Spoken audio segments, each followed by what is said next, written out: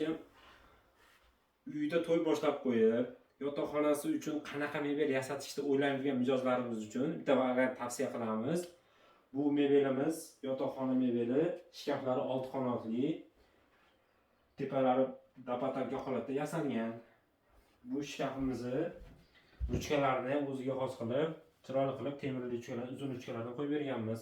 Bu tomonlari kuyov bola tomon tepalariga vishilka, pastlariga shimilchalar yasalgan.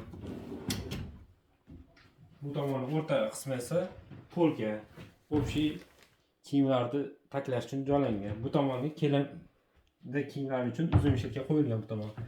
Tepalariga mavsumiy kiyimlar qo'yish uchun tumbalar yasalgan. Bu mebelimizni tumbalarini o'ziga xos qilib, svetlarni qo'yib, razvedkalarni qo'yib berganmiz. Kulchatlar bilan oynali qilib, tepalarini chiroyli qilib. Spalnamiz bosh tomonini o'ziga xos dizaynda chiroyli qilib, mягкий qilib yasab berilgan. Shu ko'rinishda spalnlarimiz bo'ladi.